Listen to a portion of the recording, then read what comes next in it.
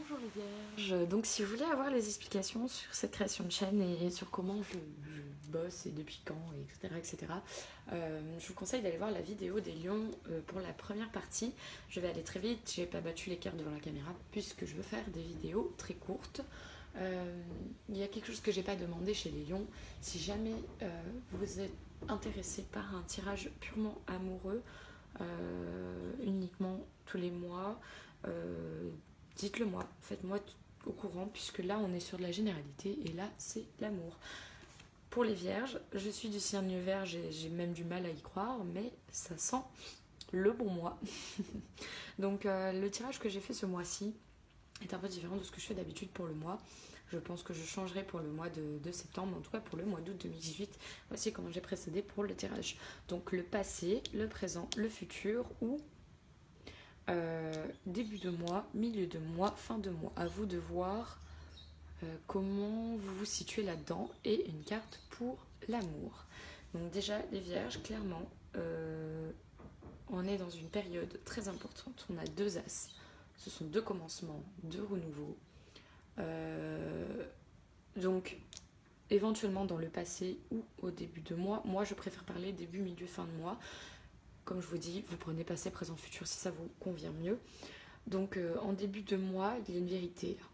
Une vérité, quelque chose qui va trancher, un nouveau commencement, une nouvelle façon de penser, de nouveaux ressentis émotionnels. Et il y a quelque chose de nouveau en tout cas. Vous êtes sur le début d'un cycle. Vous êtes sur beaucoup de débuts de cycle. Je vous expliquerai après parce que je fais un peu de numérologie aussi. J'aime bien ça. Et là pour moi on a du 1 et du 1. Je vous expliquerai un petit peu tout ça. Donc au niveau de l'as d'épée, j'espère que j'ai rien oublié, mais globalement en général moi j'y vois beaucoup la vérité.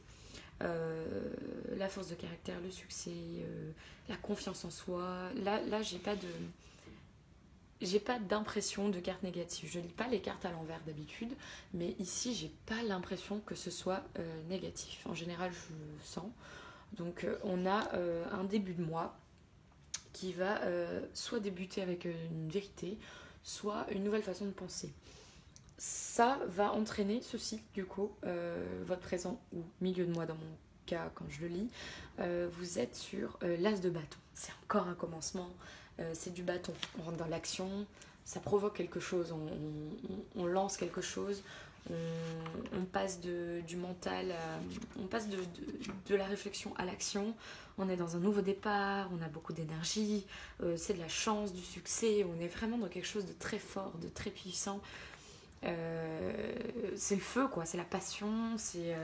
J'ai presque l'impression que c'est l'air qui a embrasé la flamme. Enfin, vraiment, je trouve que c'est magnifique. Ce que j'ai du mal à comprendre, par contre, c'est le 10 d'épée qui revient en fin de mois. Ou dans votre futur, donc je vais me faire éclairer, mais comme je disais, le 10 d'épée c'est 1 et 0. On peut considérer que c'est la fin de cycle, mais on peut aussi considérer que c'est le nouveau cycle. Donc je sais pas si vous voyez bien la carte. Donc en fait vous avez toutes les épées, c'est la fin de quelque chose d'émotionnel, c'est la fin d'une façon de penser ou d'un blocage mental peut-être aussi.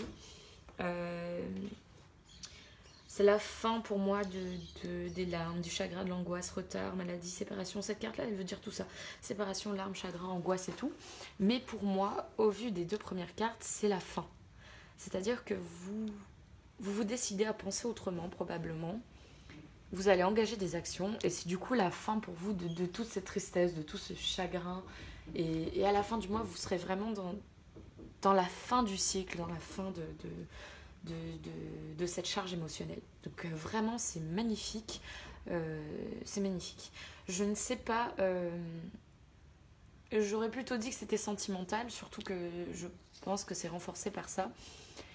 Mais ça pourrait être au niveau du boulot également. Je ne pense pas que ce soit financier. Ça peut être familial également.